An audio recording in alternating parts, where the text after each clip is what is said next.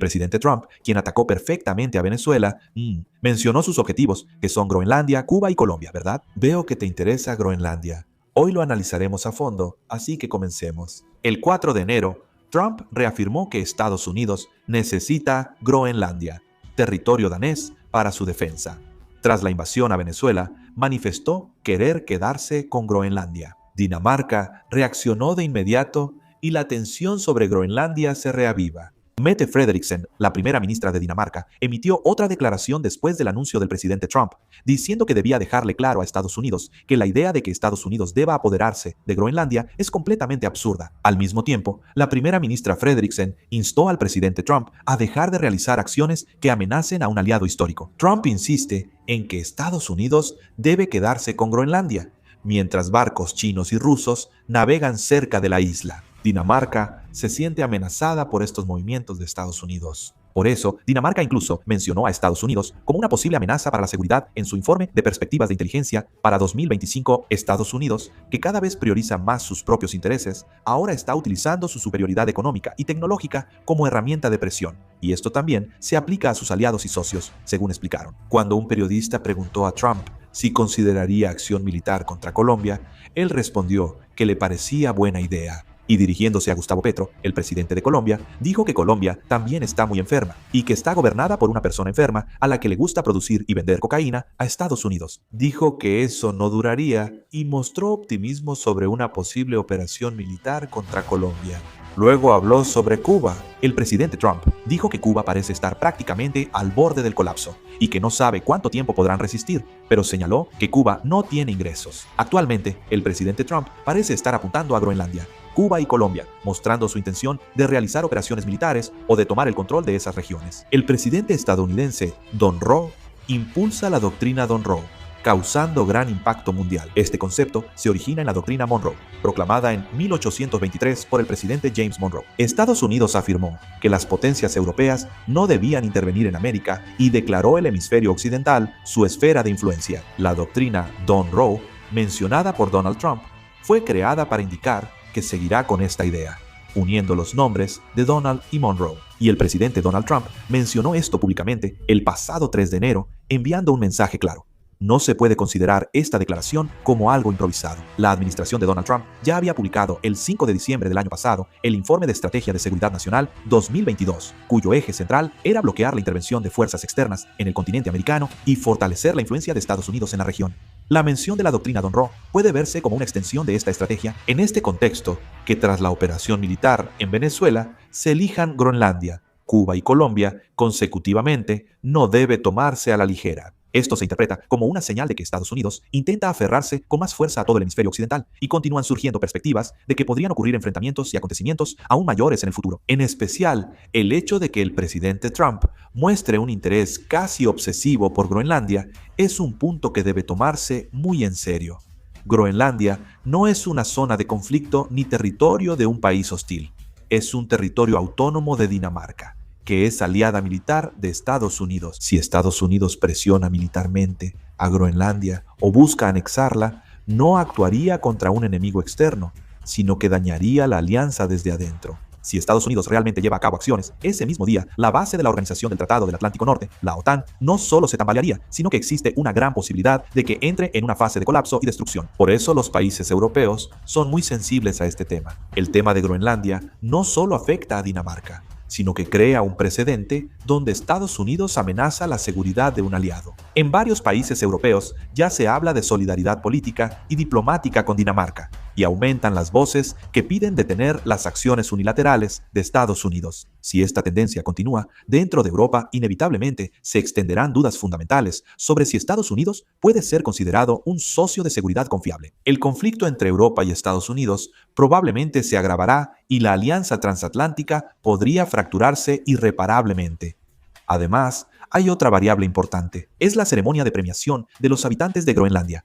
Los groenlandeses no desean ser incorporados a Estados Unidos, han estado recibiendo gradualmente más autonomía de Dinamarca y a largo plazo aspiran a convertirse en un país independiente. En esa situación, que Estados Unidos hable de anexión o dominio desde el exterior solo puede provocar una fuerte resistencia en toda la sociedad de Groenlandia. La presión de Estados Unidos impulsa el apoyo a la independencia en Groenlandia y las declaraciones de Trump se ven como una falta de respeto a la soberanía. Al final, el problema en torno a Groenlandia está yendo más allá de la competencia estratégica entre grandes potencias y se está convirtiendo en un conflicto más fundamental sobre el orden de las alianzas y la autodeterminación de los pueblos. El hecho de que el presidente Trump mencionara a China en relación con Groenlandia no es una señal que se pueda pasar por alto. Si interpretamos la razón por la que Estados Unidos está actuando inusualmente rápido en el tema de Groenlandia solo por el factor de Rusia, nos estamos perdiendo lo esencial. Hay un eje decisivo más, y ese es China. China considera al Ártico parte de su estrategia desde hace tiempo, y se define en documentos oficiales como país cercano al Ártico. Hay una intención clara detrás de que un país que no tiene territorio ni costa en el Ártico use este tipo de expresiones. Es más bien una declaración de que el Ártico no debe ser un espacio gestionado solo por unos pocos países, sino que debe redefinirse como un escenario de competencia internacional. China ve el Ártico como un campo de batalla clave del futuro, donde se cruzan la logística, los recursos y el equilibrio militar al mismo tiempo.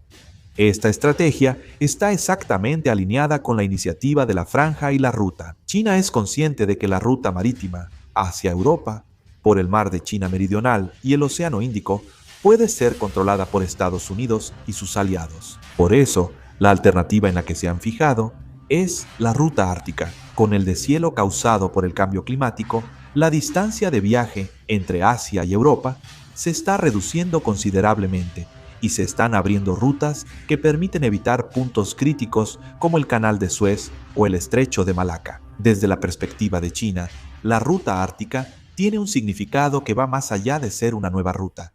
Es una salida estratégica que puede abrir un respiro incluso en situaciones de bloqueo marítimo. China llama a la ruta ártica Ruta de la Seda Polar y busca integrarla al eje norte de la Franja y la Ruta. Allí, Groenlandia tiene grandes depósitos de tierras raras, y solo considerando las tierras raras, se estima que su valor es de 1.450 billones de wones.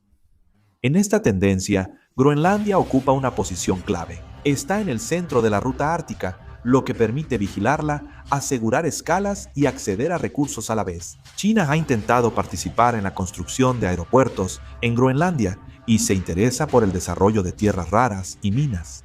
El proyecto del aeropuerto no solo era infraestructura civil. Las pistas de aterrizaje de largo alcance pueden utilizarse con fines militares dependiendo de la situación y existe una gran posibilidad de que se conviertan en bases para operaciones aéreas o vigilancia por satélite. Por eso, el gobierno danés intervino directamente para impedir la participación de empresas chinas. Aunque en apariencia se planteó como un problema de seguridad, en realidad fue una decisión para bloquear la entrada de China en el Ártico.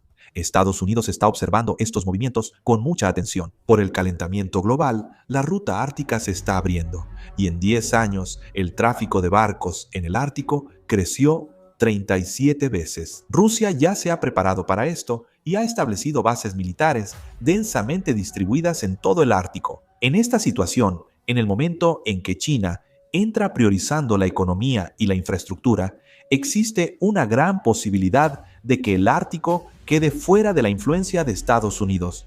China ha repetido la estrategia de priorizar la inversión y el desarrollo antes que el poder militar, y una vez que se establece, no se retira fácilmente. Este patrón de controlar puertos, aeropuertos, minas y comunicaciones y luego expandirse políticamente ya ocurrió en África, Medio Oriente y Sudeste Asiático. Desde la perspectiva de Estados Unidos, Groenlandia podría ser el primer lugar en el Ártico donde China pruebe seriamente este método. Estados Unidos ve a Groenlandia como la primera línea en la competencia por la hegemonía con China, no solo como fuente de recursos o base secundaria. La razón por la que Estados Unidos reacciona de manera casi excesivamente sensible al tema de Groenlandia es porque siente una fuerte amenaza de que, si pierde este punto, el control de todo el Ártico podría inclinarse hacia China. También es un hecho claro que las acciones de Estados Unidos están sacudiendo fuertemente a la comunidad internacional. China y Rusia, líderes del bloque antiestadounidense, condenaron enérgicamente la acción militar de Estados Unidos contra Venezuela. Incluso han elevado el nivel de sus críticas utilizando expresiones como violación de la soberanía. Israel, Italia y Argentina han reaccionado de forma confusa al justificar la intervención de Estados Unidos. El mayor problema es que la brecha entre Europa y Estados Unidos es cada vez más evidente. Estados Unidos ha intentado incorporar Groenlandia a su esfera de influencia, generando desconfianza en Europa. La confianza en la Alianza Atlántica disminuye y es probable que los conflictos entre Europa y Estados Unidos crezcan.